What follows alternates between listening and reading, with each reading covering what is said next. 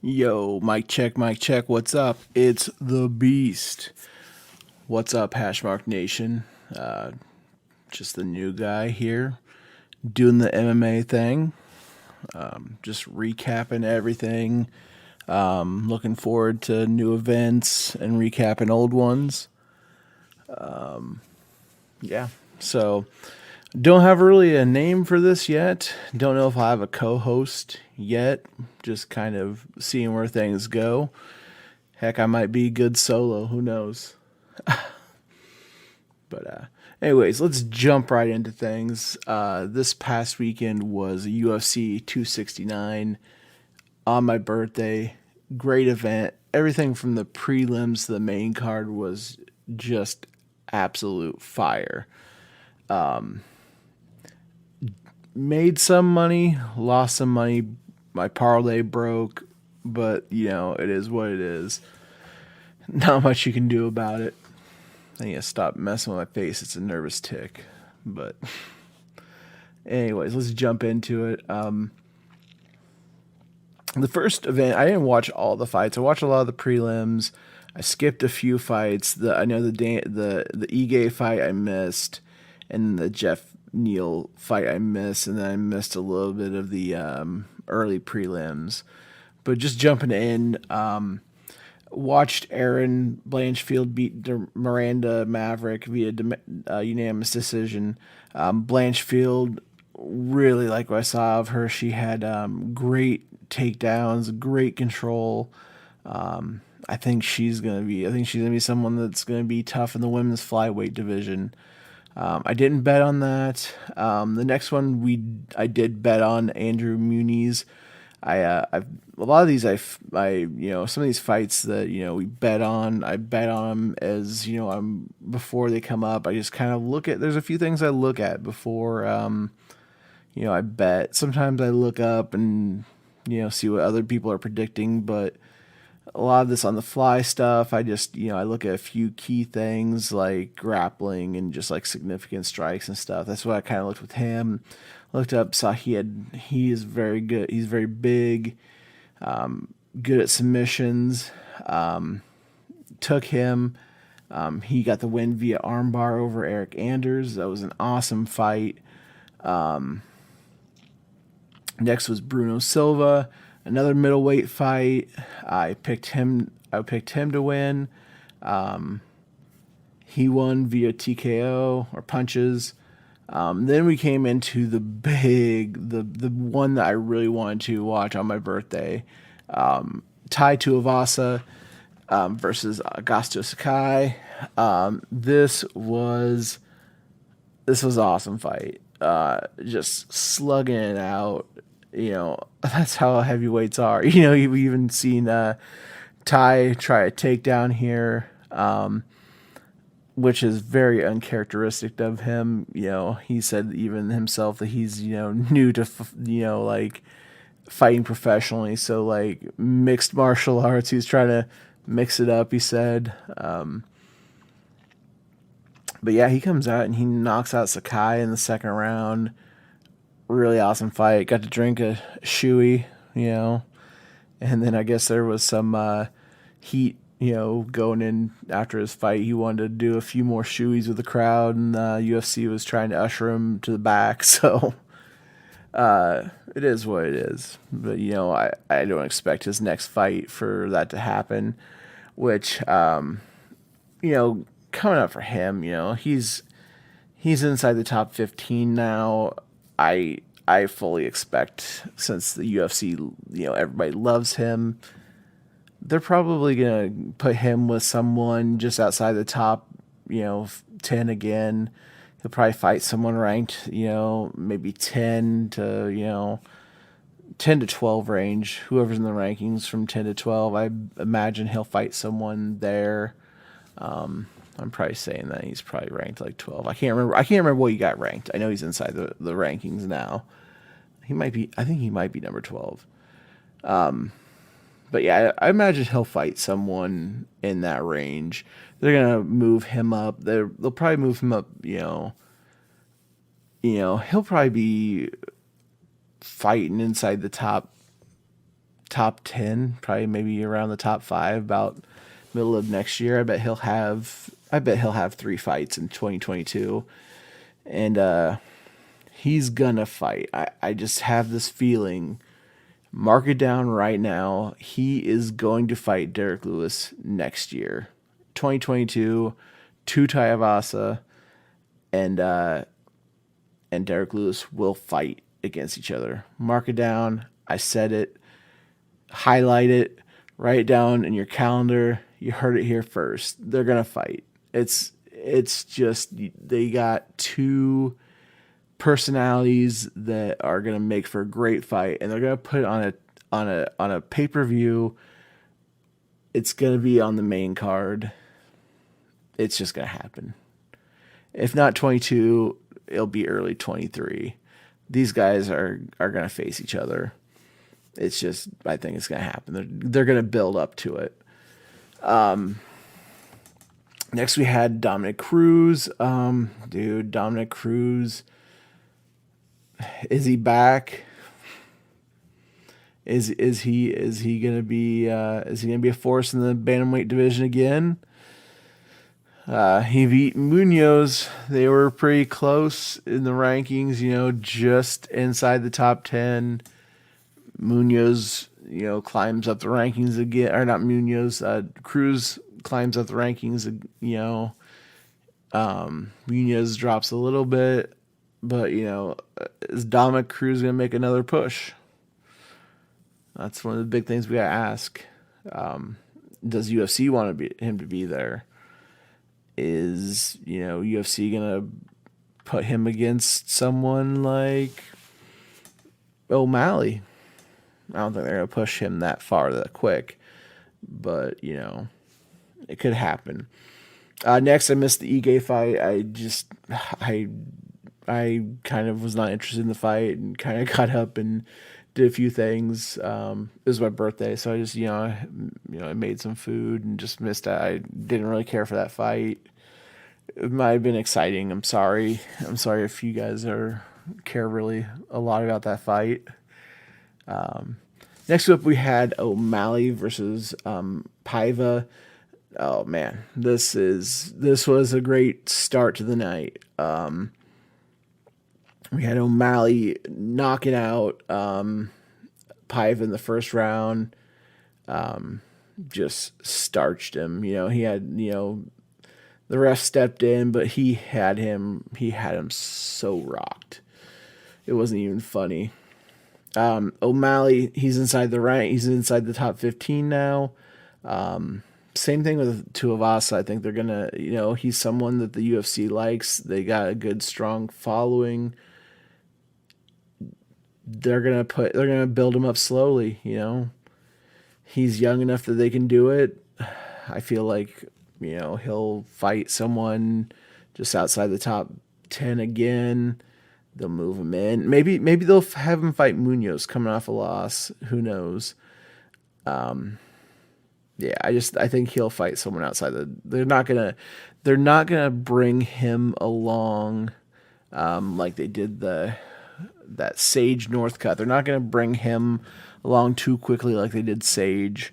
I feel like O'Malley, they're not the same, but they're gonna build up O'Malley because he's gonna be a star. He already is a star. I mean, I'm saying that, and he's gonna be a mega star. He's gonna be someone that people want. They already want to see him. So I mean, they're gonna build him up, and they're not gonna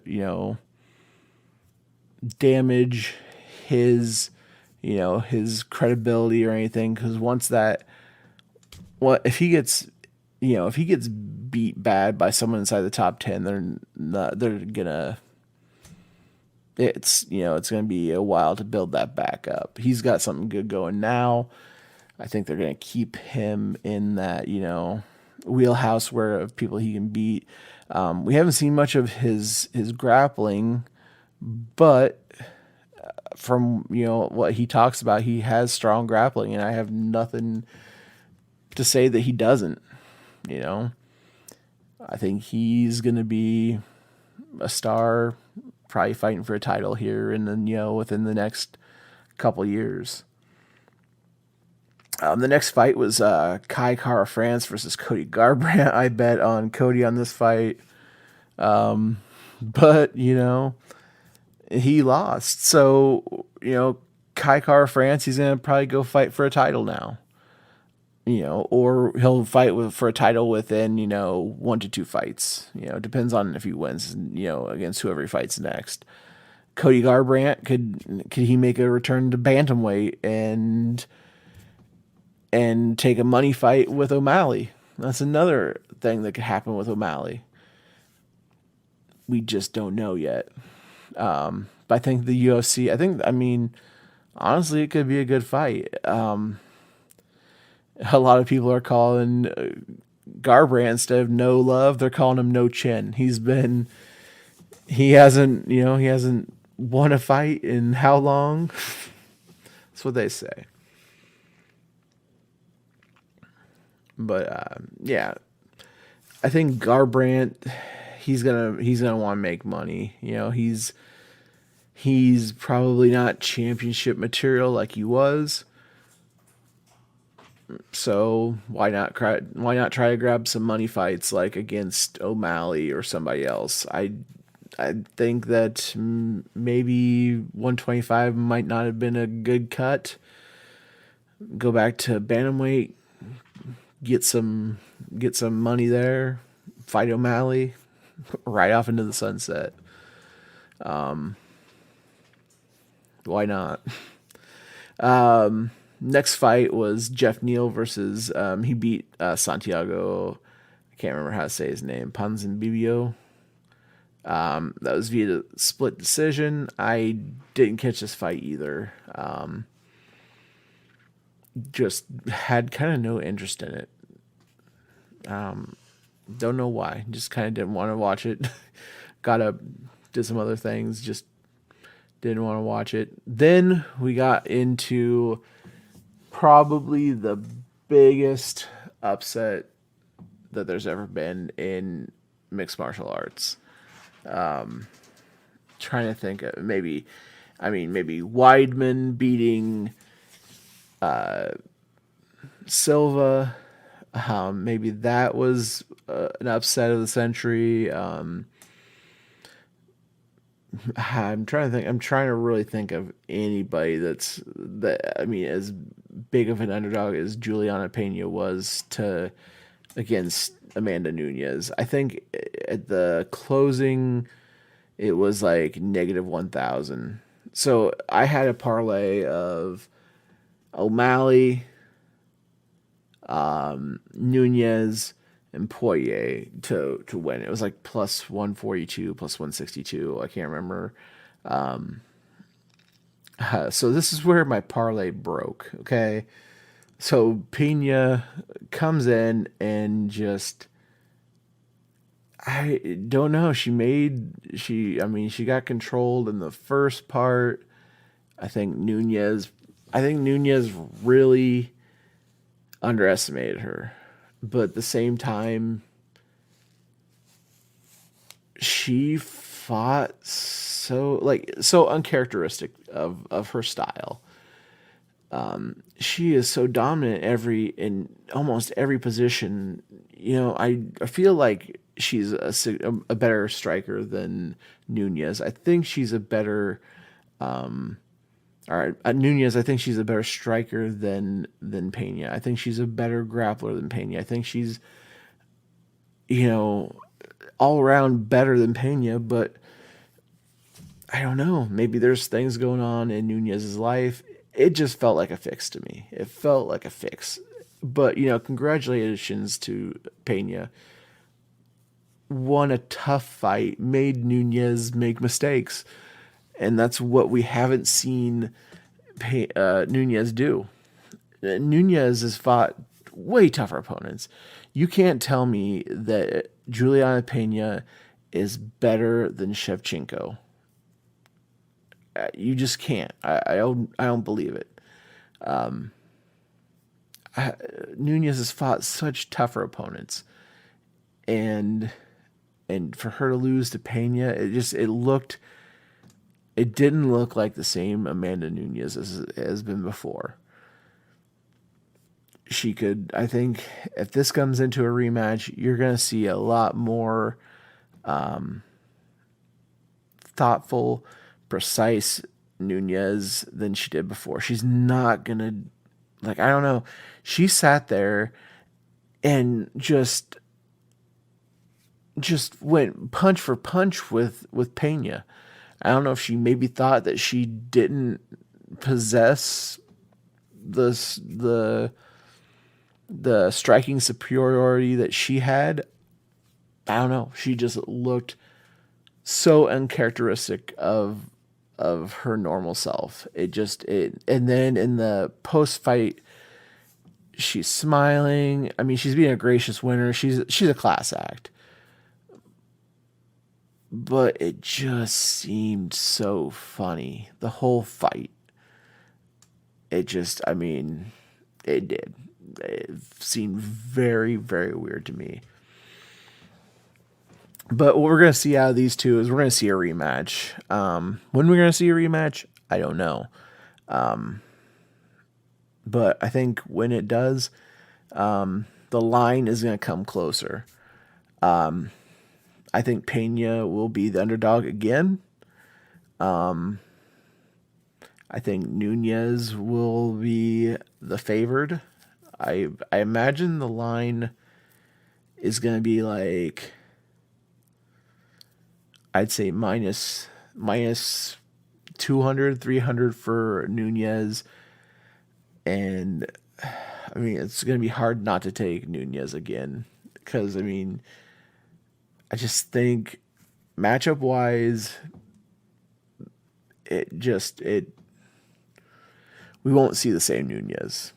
We didn't see the same Nunes this time. So we're going to see the old Nunes back. We're going to see the one that is the GOAT. We're going to see the GOAT. I don't know what we've seen this last time. It was not the GOAT, though.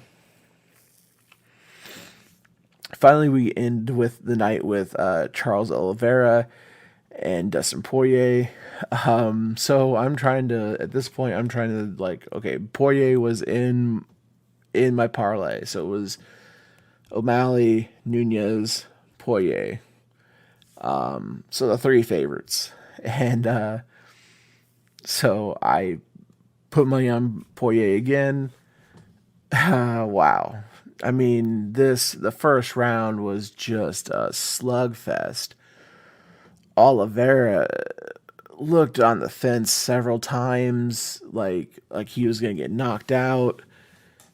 But I think that's just his style. He draws you in and makes you think that he's hurt more than he is, but he's not.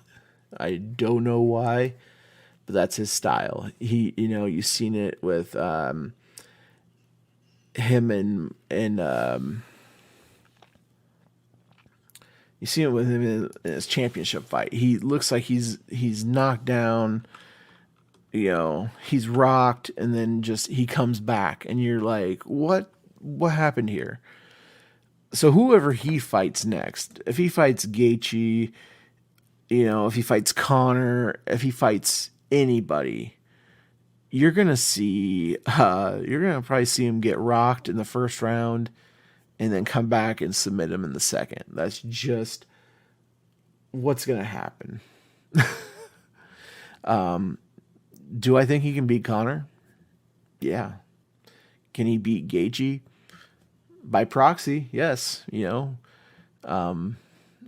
beat Gaethje. I think, Oliveira beat, Poirier. I mean, he can beat him by proxy, apparently. I don't know. That's maybe not true. But Gaethje definitely deserves a chance at the title. I think it'd be a good, I think it would be a good fight for him. I think it'll be a big, I think it'll be a big ticket event. Maybe I don't think they're gonna put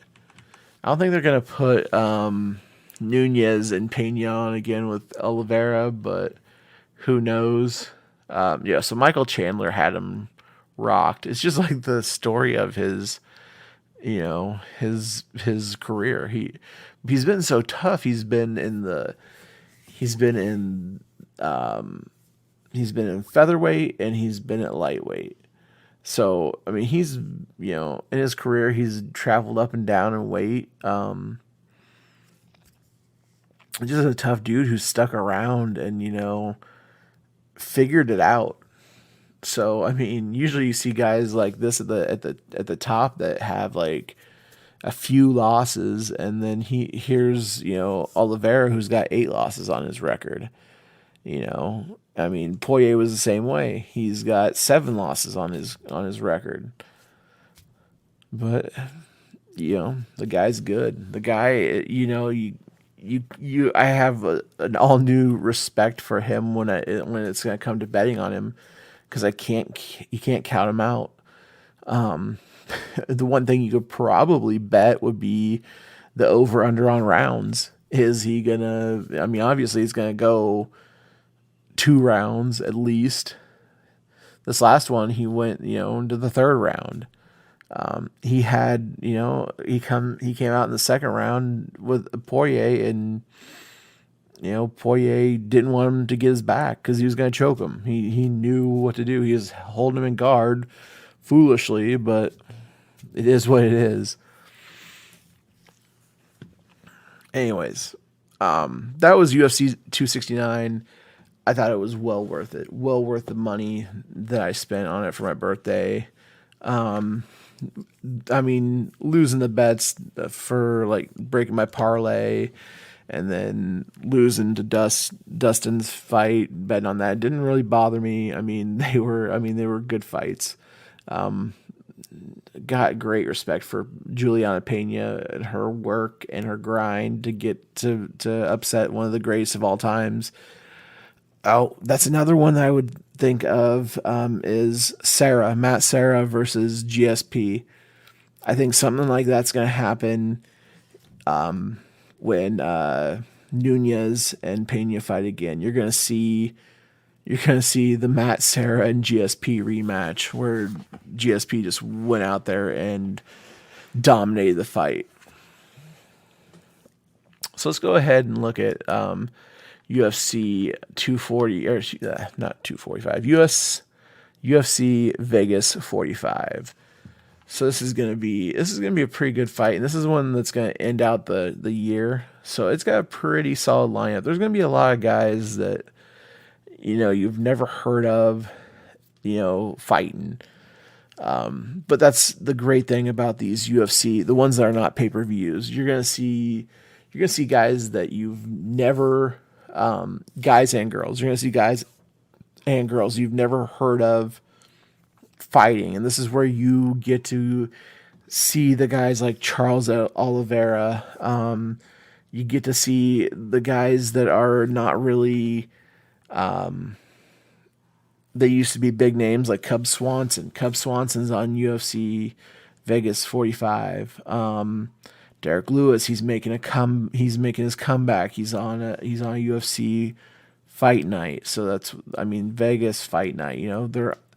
These have some good matchups, and then it mixes older fighters, more recognizable fighters with these young people that are up and coming as well. So these are really fun to watch, and you can kind of see these guys before they make their rise to the top, or you're gonna see some guys that are on the way out. That's kind of what these are for, and they're great to watch, and they're great to bet on as well. So I'm just gonna go over the main card for UFC Fight Night Vegas 45 at the UFC Apex in Las Vegas, Nevada. Main event with Lewis and Dawkis. So we start out with Cub Swanson. Like I said, Cub Swanson has been around for a long time. Fought some of the greats, Frankie Edgar. Let's see. Just taking a look. He's fought Jens Pulver, who I'm a big fan of Jens Pulver. He's one of the first guys I ever watched. So big Jens Pulver fan. So if Jens ever watches this, yo, dude, I'm one of your fans. He's fought Jens. He's so long ago. He's fought Jose Aldo. I mean, these are both losses, mind you. Chad Mendez was a big name back in the day. He's fought a lot of these guys that are big names. He's got some wins over some big names, including Ross Pearson, including the champ, Charles Oliveira. I mean, he's beat some guys, but I mean, he beat Oliveira back in 2012, probably about the beginning of Oliveira's career.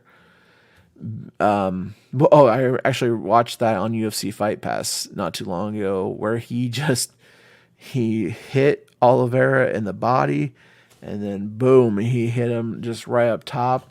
Oliveira kind of took he took it well, and then just kind of like collapsed, like he like stepped back, and just his brain didn't process that he got hit that hard, and just kind of boom, starched him. I mean, he's beaten Dustin Poirier back in 2013. He's beat some of the who's who back in the day. He lost to Frankie Edgar, lost to Max Holloway. Those are big name guys, but I mean he's been at that elite level to fight these elite guys for a long time. Lost to contender Brian Ortega. Brian Ortega's a tough guy, submission specialist. Lost to Frankie Edgar in 2018. He beat Kron Gracie a couple years ago, 2019. And then he lost to recently Giga Chikadze, which Giga is a very, I can't remember if I think I'm saying his name right. Some of these names are hard to pronounce, but Giga is a very, Giga, maybe. He is a very, he's a big up and coming fighter. So, I mean, he's fought some of these really good guys. I wonder if he is ranked. I'm not sure. Let me see. Yeah, I don't know. I think he has to be ranked. He's one of the better guys in the division. I can't find it. I'm not looking too hard for it.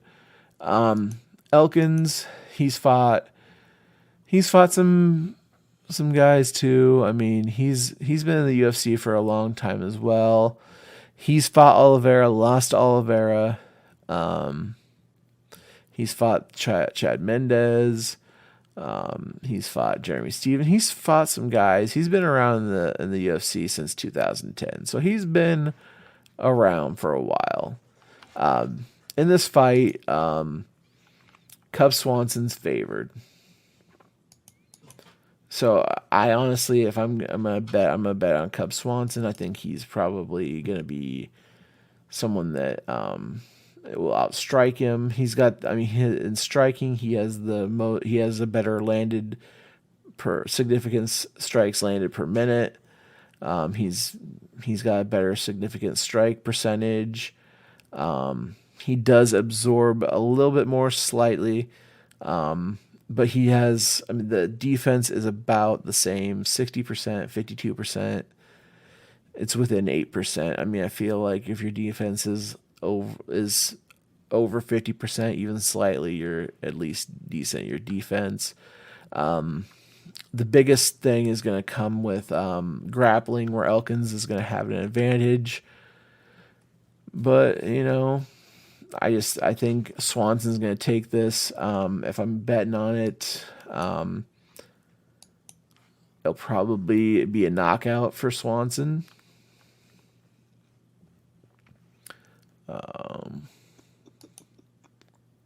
Next up, we got Diego Ferreira and Matus Gamerot.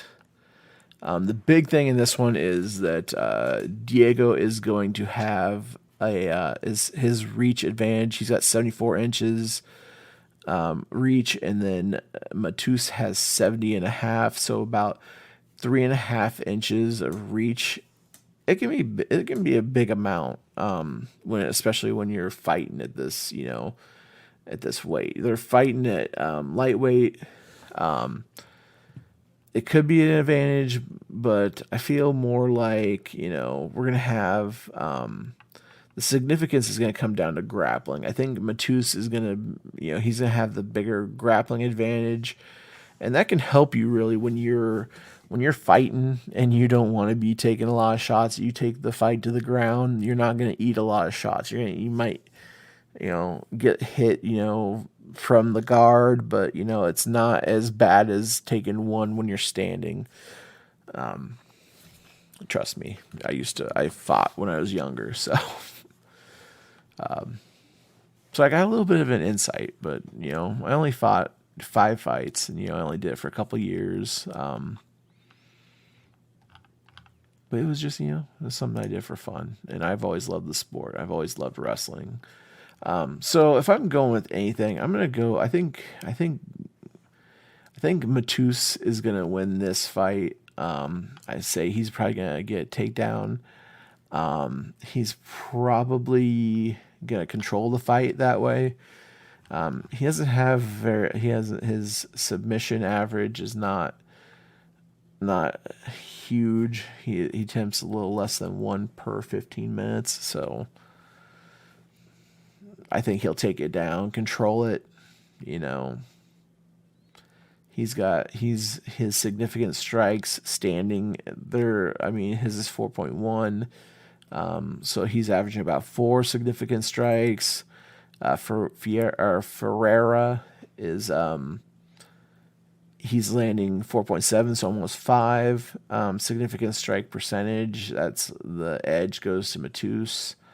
Absorbed per minute, so Matus isn't absorbing him as much. He's got a little bit better defense, so I mean he could keep it standing and still win. I think he's going to win. I mean, they've both got about the same amount of fights. Actually, they have the same amount of fights. Matus has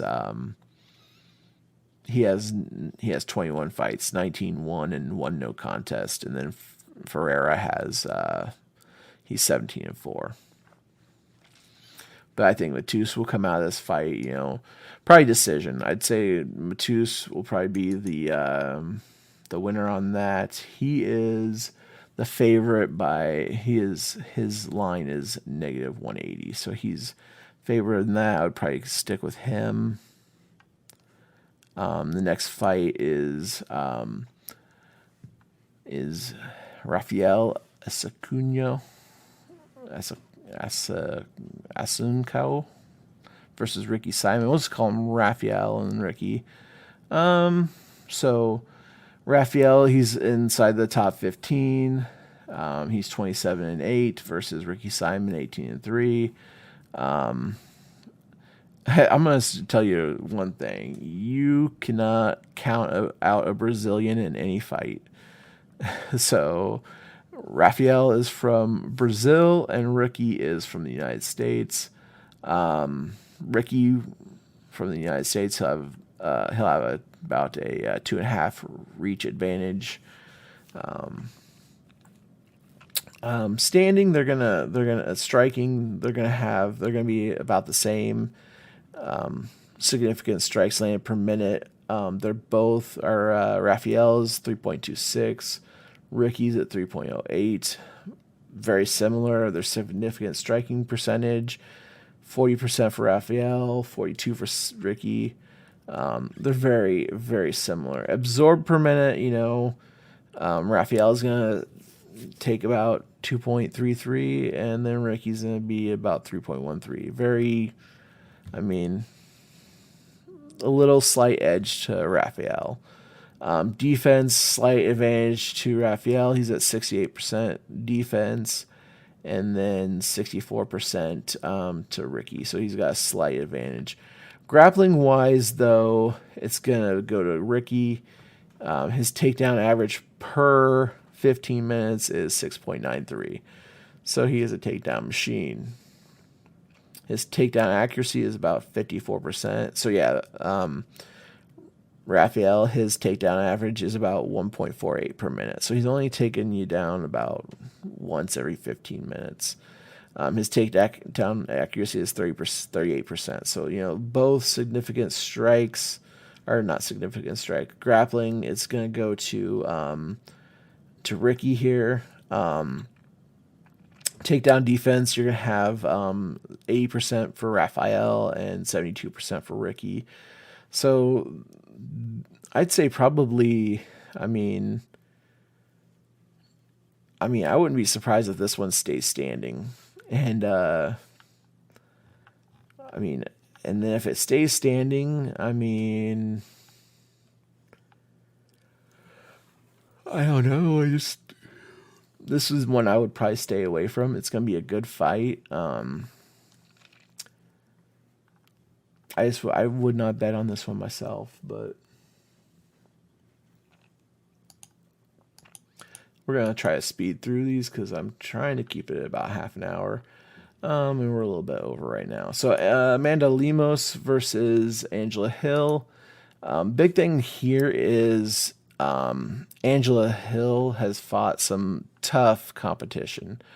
Her record stands at 13-10 versus Amanda Lemos, who's 10-1.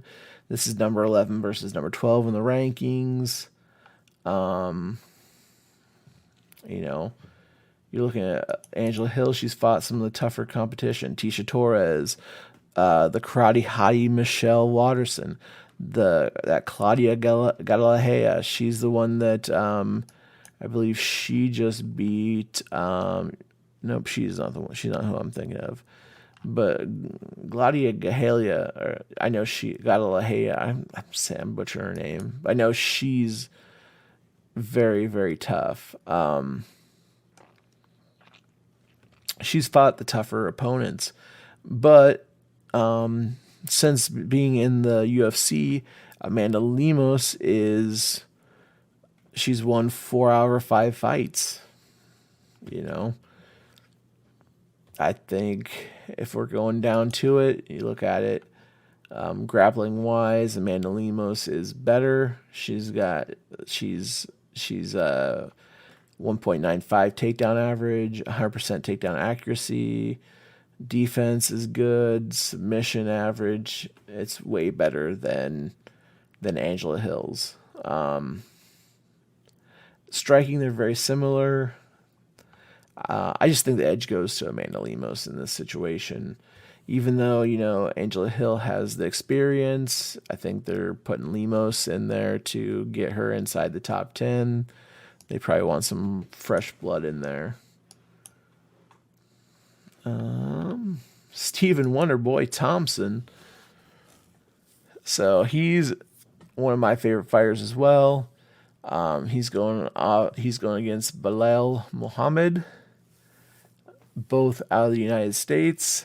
Wonderboy's coming off a loss. Belal's coming off of a win. So reach advantage is going to go to Stephen Thompson. Striking is very similar. Belal has a little bit slightly more absorbed. He's at 3.8 for absorbed. Belal is, and then Stephen Thompson is at about 2.75. Their defense is about the same. The grappling advantage is going to go to Belal, so it's just going to come down to it's probably going to come down to striking, which they're very equal. I'd say this one is going to go, I think, who's favored in this one? Stephen Thompson's favored in this one. I like Stephen Thompson, but I'm probably going to go with Muhammad on this one. Just think if nothing is going right for him, he's gonna be looking for the the takedowns. So I'm gonna take the dog there with Muhammad. Then lastly, we got Derrick Lewis versus Chris Dawkis. I think, these guys are just, they're animals. They're just like, these guys are knockout machines. So, everybody knows that you can take Derrick Lewis down, and his ground game is not what he's known for. He's not gonna be a guy that you can, that he's gonna give you a good performance grappling wise. Look at, I mean, he's had a good run, Is he going to be making it back into title contention?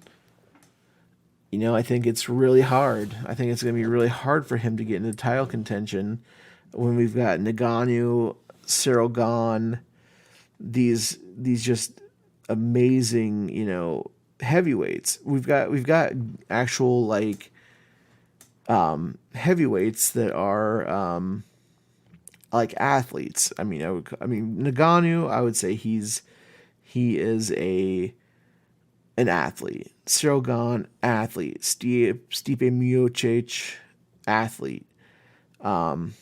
Derrick Lewis, he is a striker, plain and simple. But the heavyweight division, that's what it's built on. It's built on the unpredictability that if you've got the one hitter quitter on there, that's all you need. That will change a fight's outcome in a matter of seconds. You can go from losing to getting your hand raised. It's just like heavyweights in wrestling. You can be ahead by 10 points and you get thrown and pinned.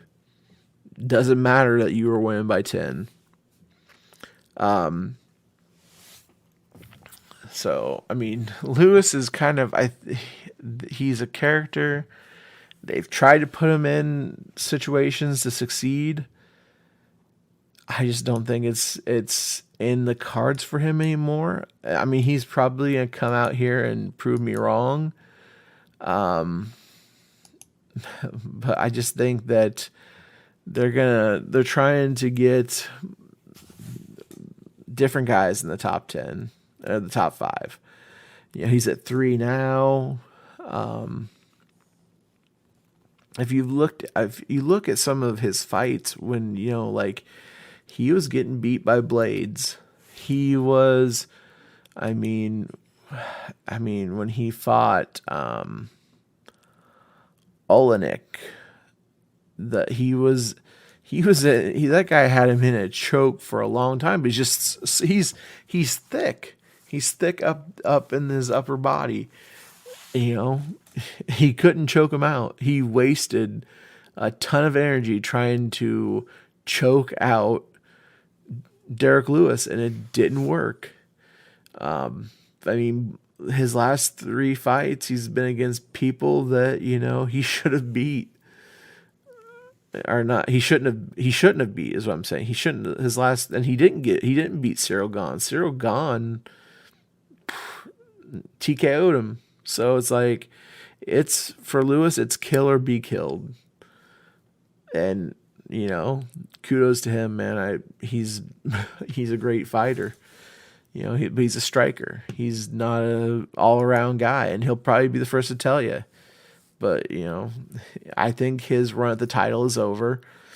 He's going to be a guy that's going to be probably a gatekeeper. I hope it's not true. I hope he makes some runs, but I think right now that could be about it.